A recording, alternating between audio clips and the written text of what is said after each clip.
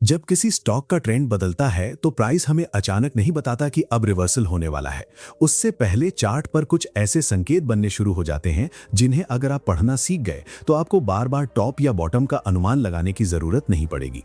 असली सवाल ये नहीं है कि मार्केट कब रिवर्स होगा, असली सवाल ये है कि प्राइस एक्शन हमें रिवर्सल से पहले क्या बता रहा है।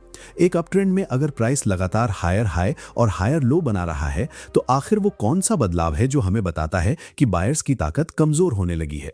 और अगर एक महत्वपूर्ण हाई बनने के बाद प्राइस नया हाई बनाने में फेल हो जाए तो क्या सिर्फ इतना देखकर हमें रिवर्सल मान लेना चाहिए? बिल्कुल नहीं, क्योंकि इसी जगह पर सबसे ज्यादा ट्रेडर्स जल्दबाजी करते हैं और एक नॉर्मल पुलबैक को ट्रेंड रिवर्सल समझकर ट्रेड ले लेते हैं। लेकिन अगर आप price structure, support, resistance, rejection और ब्रेक ऑफ स्ट्रक्चर को एक साथ पढ़ना सीख जाएं तो आपको यह समझने में मदद मिल सकती है कि मार्केट का पुराना ट्रेंड वास्तव में कमजोर हो रहा है या सिर्फ टेम्पररी करेक्शन चल रही है। इस वीडियो में मैं आपको इसी पूरे प्रोसेस को चार्ट की तरह स्टेप बाय स्टेप समझाने वाला हूं, जहां हम देखेंगे कि अप ट्रेंड में बियरिश रिवर्सल और डाउन ट्रेंड में बुलिश रिवर्सल के संकेत कैसे पहचाने जाते हैं, किस तरह का प्राइस एक्शन ज्यादा महत्वपूर्ण होता है, रीटेस्ट को क्यों नजरअंदाज नहीं करना चाहिए और सबसे जरूरी बात, किसी रिवर्सल को देखकर तुरंत एंट्री लेने के बजाय किस तरह रिस्क को पहले डिफाइन करना चाहिए। क्योंकि हमारा मकसद मार्केट के टॉप और बॉटम को परफेक्टली प्रेडिक्ट करना नहीं है, बल्कि प्राइस के बिहेवियर को पढ़कर ऐसे सेटअप्स पहचानना है जहां हमारा रिस्क पहले से स्पष्ट हो। इसलिए अगर आप प्राइस एक्शन की मदद से ट्रेंड रिवर्सल को अनुमान से नहीं बल्कि एक डिसिप्लिन्ड प्रोसेस के साथ समझना चाहते हैं तो इस वीडियो को आखिर तक ध्यान से देखिए, क्योंकि अब हम चार्ट पर उस बदलाव को पढ़ना शुरू करेंगे जहां एक पुराना ट्रेंड कमजोर होता है और एक नया ट्रेंड बनना शुरू होता है। वीडियो शुरू करने से पहले मैं आपसे एक जरूरी बात कहना चाहता हूं।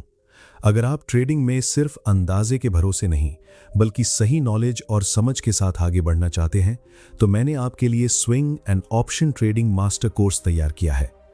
इस कोर्स को मैंने अपने 5 साल के ट्रेडिंग एक्सपीरियंस के बाद तैयार किया है। मार्केट में जो गलतियां की, जो चीजें सीखी और ट्रेडिंग को समझने में जो अनुभव मिला, उन सभी को ध्यान में रखकर मैंने इस कोर्स को बनाया है ताकि आपको सीखने के लिए हर चीज अलग अलग जगह खोजने में अपना समय बर्बाद ना करना पड़े। और सबसे खास बात, इस पूरे कोर्स की कीमत है सिर्फ 999 रुपए। अगर आप ट्रेडिंग को लेकर सीरियस हैं तो 999 रुपए कोई बहुत बड़ा इन्वेस्टमेंट नहीं है। यह आपके ट्रेडिंग नॉलेज, डिसीजन मेकिंग और स्किल्स को बेहतर बनाने की दिशा में उठाया गया एक छोटा लेकिन महत्वपूर्ण कदम हो सकता है। मैं आपको गारंटीड प्रॉफिट का सपना नहीं दिखा रहा, क्योंकि ट्रेडिंग में ऐसा कोई ईमानदार वादा नहीं किया जा सकता।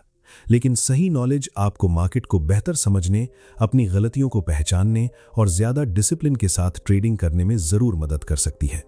अगर आप सच में ट्रेडिंग सीखना चाहते हैं और अपनी जर्नी को एक बेहतर डायरेक्शन देना चाहते हैं तो swing and option trading master course आपके लिए बनाया गया है। कोर्स का लिंक वीडियो के डिस्क्रिप्शन और मेरे चैनल के डिस्क्रिप्शन में दिया गया है। याद रखिए, मार्केट में सिर्फ पैसा लगाना जरूरी नहीं है, खुद की नॉलेज में इन्वेस्टमेंट करना भी उतना ही जरूरी है। अगर आप सीखने को तैयार हैं तो शुरुआत आज से कीजिए। मिलते हैं कोर्स के अंदर। सबसे पहले हमें यह समझना होगा कि प्राइस एक्शन से ट्रेंड रिवर्सल पकड़ने का मतलब क्या है। बहुत सारे ट्रेडर्स जैसे ही किसी स्टॉक को लंबे समय तक ऊपर जाते हुए देखते हैं, उनके दिमाग में पहला सवाल आता है कि अब ये कितना ऊपर जाएगा, और दूसरा सवाल आता है कि क्या अब ये नीचे आने वाला है। लेकिन यहीं पर एक बहुत बड़ी गलती होती है। सिर्फ इसलिए कि कोई स्टॉक काफी ऊपर जा चुका है, इसका मतलब ये नहीं है कि उसका ट्रेंड तुरंत रिवर्स हो जाएगा। मार्केट जितना ऊपर जा सकता है उतना ऊपर जा सकता है, जब तक कि प्राइस एक्शन ये ना दिखा दे कि बायर्स का कंट्रोल कमजोर हो रहा है। इसलिए अगर मुझे किसी अप ट्रेंड में रिवर्सल पकड़ना है तो मैं सबसे पहले ये देखने की कोशिश करूंगा कि मार्केट का पुराना स्ट्रक्चर अभी भी मजबूत है या उसमें कोई वास्तविक बदलाव आना शुरू हो गया है। अब सवाल आता है कि अप ट्रेंड में आखिर हमें क्या देखना चाहिए। इसका जवाब बहुत सीधा है। एक सामान्य अप ट्रेंड में प्राइस हायर हाई और हायर लो बनाता है, यानी मार्केट जब ऊपर जाता है तो एक नया हाई बनाता है, फिर थोड़ा नीचे आता है, लेकिन पिछले महत्वपूर्ण लो से ऊपर ही टिकता है और उसके बाद फिर नया हाई बनाने की कोशिश करता है। यही बिहेवियर बताता है कि बायर्स अभी भी मार्केट पर कंट्रोल बनाए हुए हैं। अब मान लीजिए प्राइस ने एक मजबूत हायर हाई बनाया और उसके बाद नीचे आना शुरू किया। यहां बहुत सारे ट्रेडर्स तुरंत सोचने लगते हैं कि रिवर्सल शुरू हो गया। लेकिन क्या सिर्फ प्राइस का नीचे आना रिवर्सल है? नहीं, यह सिर्फ एक पुल बैक भी हो सकता है। यही वो अंतर है जिसे समझना बहुत जरूरी है। अगर प्राइस सिर्फ थोड़ी देर नीचे आता है और फिर अपने पिछले हायर लो के ऊपर से ही वापस ऊपर चला जाता है तो अप ट्रेंड अभी भी वैलिड हो सकता है। इसलिए हमें सिर्फ ये नहीं देखना है कि प्राइस नीचे आया या नहीं, बल्कि ये देखना है कि प्राइस ने कौन सा महत्वपूर्ण स्ट्रक्चर तोड़ा है। अब मान लीजिए किसी स्टॉक में लगातार हायर हाई और हायर लो बन रहे थे। फिर एक समय ऐसा आया जब प्राइस ने नया हायर हाई बनाने की कोशिश की, लेकिन वो पिछले हाई के ऊपर टिक नहीं पाया और वहां से स्ट्रॉन्ग सेलिंग दिखाई देने लगी। यहां हमें क्या समझना चाहिए? क्या ये रिवर्सल कंफर्म हो गया? अभी भी नहीं। ये पहला वार्निंग सिग्नल है कि बायर्स की ताकत पहले जैसी नहीं रही। लेकिन जब प्राइस इसके बाद वापस नीचे आता है और पिछले महत्वपूर्ण हायर लो को ब्रेक करके उसके नीचे स्ट्रॉन्ग क्लोज देता है, तब मार्केट स्ट्रक्चर में एक महत्वपूर्ण बदलाव दिखाई देता है। क्योंकि जिस स्ट्रक्चर ने अप ट्रेंड को बनाए रखा था, वही स्ट्रक्चर अब टूट चुका है। यही वो जगह है जहां प्राइस एक्शन हमें सिर्फ प्राइस की डायरेक्शन नहीं, बल्कि मार्केट के बिहेवियर में बदलाव दिखाना शुरू करता है। अब एक और सवाल बहुत महत्वपूर्ण है। अगर प्राइस ने एक बार किसी पुराने लो को ब्रेक कर दिया तो क्या हमें तुरंत सेल कर देना चाहिए? जरूरी नहीं, क्योंकि मार्केट में फॉल्स ब्रेक भी हो सकता है। कई बार प्राइस किसी महत्वपूर्ण लेवल के नीचे जाता है, वहां मौजूद ट्रेडर्स को ट्रैप करता है और फिर वापस उसी लेवल के ऊपर चला जाता है। इसलिए एक प्रोफेशनल अप्रोच में हमें ब्रेक के बाद प्राइस का बिहेवियर भी देखना चाहिए। अगर प्राइस स्ट्रक्चर ब्रेक करने के बाद वापस उसी ब्रोकन लेवल के आसपास आता है और वहां बायर्स उसे ऊपर ले जाने में फेल होते हैं, फिर सेलिंग प्रेशर दिखाई देता है, तो ये रिवर्सल की कहानी को और मजबूत कर सकता है। इसे आप रीटेस्ट के रूप में समझ सकते हैं। उदाहरण के लिए, अगर अप ट्रेंड में कोई महत्वपूर्ण हायर लो टूट गया और प्राइस उसके नीचे चला गया, फिर वापस उसी लेवल के पास आया, लेकिन इस बार वही लेवल रेजिस्टेंस की तरह काम करने लगा, तो हमें यह संकेत मिल सकता है कि मार्केट का पुराना बुलिश स्ट्रक्चर कमजोर हो चुका है और सेलर्स का कंट्रोल बढ़ रहा है। लेकिन यहां भी हमें जल्दबाजी नहीं करनी है, क्योंकि हमारा उद्देश्य टॉप को परफेक्टली पकड़ना नहीं है। हमारा उद्देश्य ऐसा प्राइस एक्शन ढूंढना है जहां रिवर्सल की संभावना हमारे पक्ष में हो और हमारा रिस्क पहले से स्पष्ट हो। अब इसी जगह एक और महत्वपूर्ण सवाल आता है। अगर प्राइस ने नया हाई बनाने में फेलियर दिखाया, फिर महत्वपूर्ण हायर लो टूटा और रीटेस्ट पर सेलिंग दिखाई, तो क्या ये हर बार डाउन ट्रेंड की शुरुआत होगी? नहीं। मार्केट में कोई भी सेटअप गारंटीड नहीं होता। यही कारण है कि हमें किसी एक सिग्नल पर निर्भर नहीं रहना चाहिए। हमें पूरी प्राइस स्ट्रक्चर को एक साथ देखना चाहिए। अगर पुराना अप ट्रेंड कमजोर हो रहा है, इंपॉर्टेंट स्विंग लो टूट चुका है, ब्रेक के बाद प्राइस उस लेवल को वापस टेस्ट कर रहा है और वहां सेलर्स दोबारा एक्टिव दिखाई दे रहे हैं, तो रिवर्सल सेटअप ज्यादा मीनिंगफुल हो जाता है। इसी तरह डाउन ट्रेंड में हमें इसका उल्टा बिहेवियर देखना होगा। अगर प्राइस लगातार लोअर लो और लोअर हाई बना रहा है, फिर नया लोअर लो बनाने में फेल होता है, बायर्स स्ट्रांगली रिएक्ट करते हैं और उसके बाद कोई महत्वपूर्ण लोअर हाई टूट जाता है, तो ये बुलिश रिवर्सल की संभावना का संकेत हो सकता है। इसलिए प्राइस एक्शन से ट्रेंड रिवर्सल पकड़ने की पहली कुंजी यही है कि हम सिर्फ कैंडल को नहीं, बल्कि मार्केट स्ट्रक्चर को पढ़ें। एक कैंडल हमें एक मोमेंट दिखाती है, लेकिन स्ट्रक्चर हमें मार्केट का बिहेवियर दिखाता है।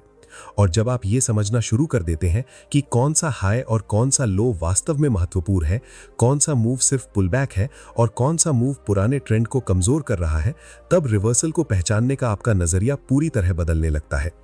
अब अगले हिस्से में हमें यह समझना होगा कि सपोर्ट और रेजिस्टेंस के आसपास बनने वाला प्राइस एक्शन इस रिवर्सल को और ज्यादा स्पष्ट कैसे कर सकता है, क्योंकि हर जगह बना हुआ रिवर्सल सिग्नल एक जैसा महत्वपूर्ण नहीं होता।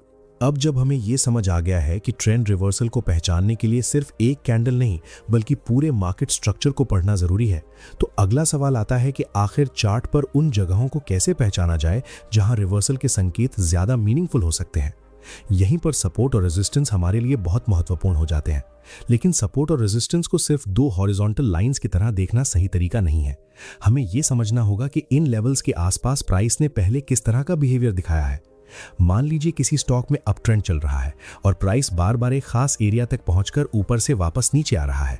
इसका मतलब ये नहीं है कि वहां से हर बार रिवर्सल जरूर होगा, लेकिन ये जरूर बताता है कि उस एरिया पर सेलिंग इंटरेस्ट दिखाई दे रहा है। अब अगर प्राइस फिर से उसी रेजिस्टेंस एरिया में जाता है और इस बार वहां स्ट्रॉन्ग रिजेक्शन दिखाई देता है, तो हमें उस प्राइस एक्शन को ध्यान से पढ़ना चाहिए। लेकिन यहां एक सवाल पैदा होता है, क्या सिर्फ एक बड़ी बेरिश कैंडल देखकर हमें सेल कर देना चाहिए? बिल्कुल नहीं, क्योंकि एक बड़ी कैंडल कई कारणों से बन सकती है और अकेली कैंडल ये कंफर्म नहीं करती कि पूरा ट्रेंड रिवर्स होने वाला है।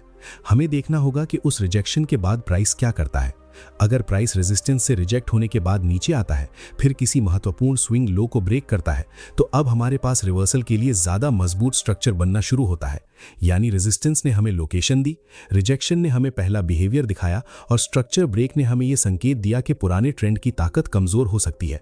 यही तीनों चीजें जब एक साथ दिखाई देती हैं, तब प्राइस एक्शन को पढ़ना ज्यादा मीनिंगफुल हो जाता है। अब यहाँ एक और सवाल बहुत जरूरी है। अगर प्राइस रेजिस्टेंस तक पहुंचकर सिर्फ एक बार रिजेक्ट हुआ और फिर वापस ऊपर चला गया, तो इसका क्या मतलब है? इसका मतलब हो सकता है कि बायर्स अभी भी मजबूत हैं और रेजिस्टेंस अभी पूरी तरह से होल्ड नहीं हुआ। इसलिए हमें हर रिजेक्शन को रिवर्सल नहीं मानना चाहिए।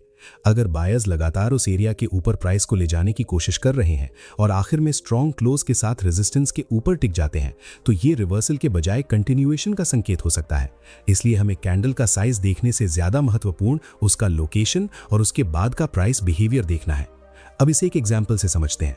मान लीजिए किसी स्टॉक में प्राइस लगातार हायर हाई और हायर लो बना रहा है। प्राइस एक पुराने रेजिस्टेंस एरिया के पास पहुंचता है, वहां एक अपर विक बनती है और कैंडल नीचे क्लोज होती है।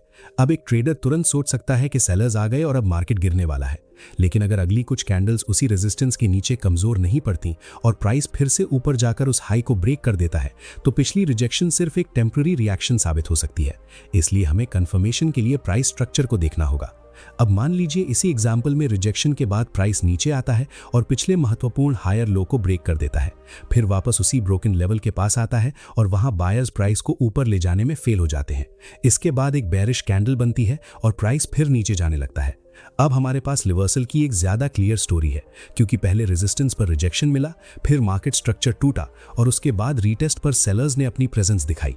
यही प्राइस एक्शन की असली खूबसूरती है। हमें भविष्यवाणी करने की जरूरत नहीं पड़ती कि अगली कैंडल क्या करेगी। हम बस मार्केट के बिहेवियर को पढ़ते हैं और उसके अनुसार अपना डिसीजन लेते हैं। अब सवाल यह है कि क्या हर रिवर्सल में पिन बार या एनगल्फिंग कैंडल होना जरूरी है? नहीं, कैंडलस्टिक पैटर्न मदद कर सकते हैं, लेकिन उन्हें अकेले ट्रेडिंग सिग्नल नहीं बनाना चाहिए।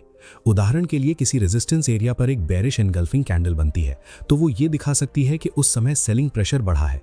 लेकिन अगर उसके बाद प्राइस स्ट्रक्चर बिल्कुल नहीं टूटता और बायर्स फिर से प्राइस को ऊपर ले जाते हैं, तो उस कैंडल को रिवर्सल का फाइनल प्रूफ मानना सही नहीं होगा।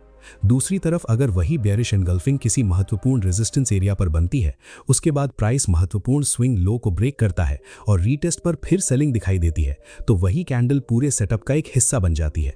यानी पैटर्न की वैल्यू उसके कॉन्टेक्स्ट से आती है। यही बात सपोर्ट पर भी लागू होती है। अगर डाउन ट्रेंड में प्राइस लगातार लोअर लो और लोअर हाई बना रहा है और किसी महत्वपूर्ण सपोर्ट एरिया पर पहुंचकर बार बार नीचे जाने में फेल होता है, तो हमें बायर्स के बिहेवियर पर ध्यान देना चाहिए। अगर वहां स्ट्रॉन्ग लोअर विक दिखाई देती है, प्राइस सपोर्ट से ऊपर वापस आता है और बाद में किसी महत्वपूर्ण लोअर हाई को ब्रेक कर देता है, तो ये बुलिश रिवर्सल की संभावना को मजबूत कर सकता है।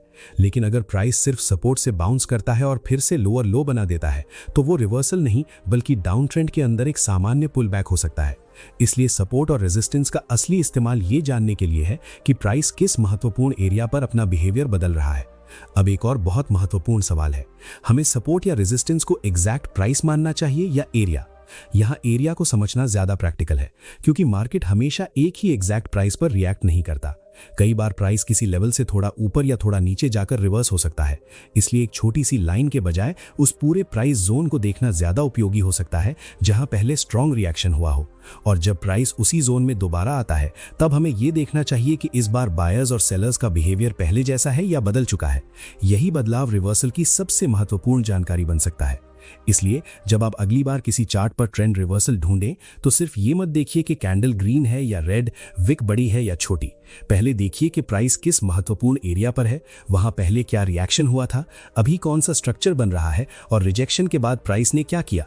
क्योंकि एक अकेली कैंडल आपको सिर्फ एक घटना दिखाती है, लेकिन सपोर्ट, रेजिस्टेंस और मार्केट स्ट्रक्चर को साथ पढ़ने पर आपको प्राइस की पूरी कहानी दिखाई देने लगती है। और इसी कहानी का अगला महत्वपूर्ण हिस्सा है रीटेस्ट, क्योंकि कई बार असली रिवर्सल का सबसे साफ संकेत ब्रेक के समय नहीं, बल्कि ब्रेक के बाद मिलने वाले रीटेस्ट में दिखाई देता है। अब यहां से एक बहुत महत्वपूर्ण सवाल आता है, अगर किसी महत्वपूर्ण सपोर्ट या रेजिस्टेंस का ब्रेक हो गया, तो क्या हमें उसी समय एंट्री ले लेनी चाहिए? यही वो जगह है जहां रीटेस्ट को समझना बहुत जरूरी हो जाता है। मान लीजिए किसी स्टॉक में अप ट्रेंड चल रहा था और प्राइस लगातार हायर हाई और हायर लो बना रहा था। अचानक एक महत्वपूर्ण हायर लो टूट गया और प्राइस उसके नीचे चला गया। पहली नजर में ये बियरिश रिवर्सल का संकेत लग सकता है, लेकिन क्या ये पर्याप्त है? जरूरी नहीं, क्योंकि कई बार मार्केट पहले किसी महत्वपूर्ण लेवल को ब्रेक करता है और फिर वापस उसी लेवल के ऊपर चला जाता है।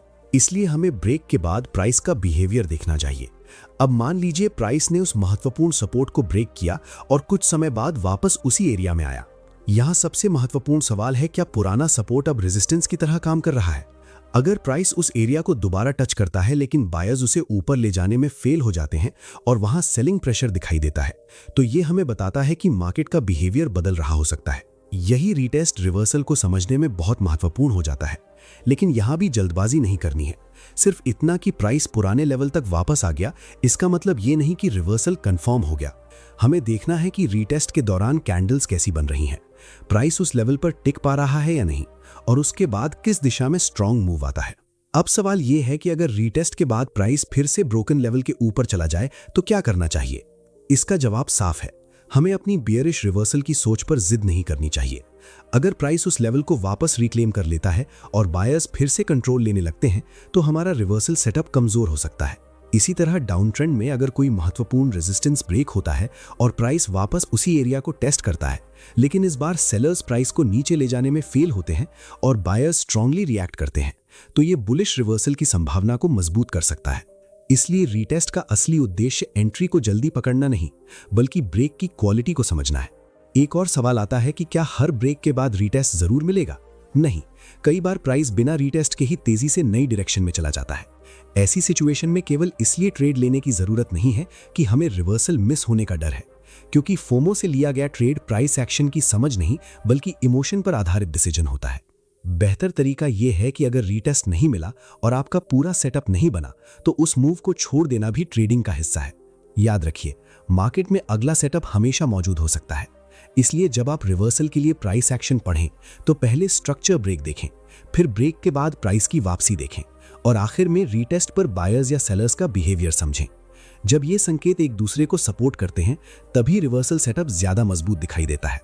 और यहीं से हमें अगले सबसे जरूरी हिस्से की तरफ जाना है, क्योंकि सही रिवर्सल पहचान लेने के बाद भी अगर रिस्क मैनेजमेंट गलत है तो एक अच्छा प्राइस एक्शन सेटअप भी खराब ट्रेड में बदल सकता है। अब तक हमने समझा कि प्राइस एक्शन में ट्रेंड रिवर्सल को पहचानने के लिए मार्केट स्ट्रक्चर, सपोर्ट, रेजिस्टेंस और रीटेस्ट को किस तरह एक साथ पढ़ा जा सकता है। लेकिन अब सबसे जरूरी सवाल यह है कि जब हमें रिवर्सल का संकेत मिल जाए तब ट्रेड को किस तरह मैनेज करना चाहिए, क्योंकि सही एनालिसिस के बाद भी अगर रिस्क मैनेजमेंट सही नहीं है तो एक अच्छा सेटअप भी नुकसान में बदल सकता है। इसलिए जब मैं किसी रिवर्सल सेटअप को देखता हूं तो सबसे पहले प्रॉफिट के बारे में नहीं, रिस्क के बारे में सोचता हूं। अगर अप ट्रेंड में महत्वपूर्ण हायर लो टूट चुका है और रीटेस्ट के बाद सेलिंग प्रेशर दिखाई दे रहा है तो हमें यह पहले से तय करना चाहिए कि किस लेवल पर हमारा रिवर्सल आइडिया गलत साबित होगा। वही हमारा स्टॉप लॉस तय करने का आधार बन सकता है। इसी तरह बुलिश रिवर्सल में हमें यह समझना होगा कि किस लेवल के नीचे जाने पर हमारा एनालिसिस कमजोर हो जाएगा।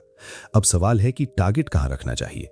इसका जवाब किसी एक फिक्स्ड नंबर में नहीं है। प्राइस के सामने मौजूद महत्वपूर्ण सपोर्ट और रेजिस्टेंस एरियाज को देखकर संभावित टारगेट तय किया जा सकता है, लेकिन मार्केट हमारी उम्मीद के अनुसार चले इसकी कोई गारंटी नहीं होती।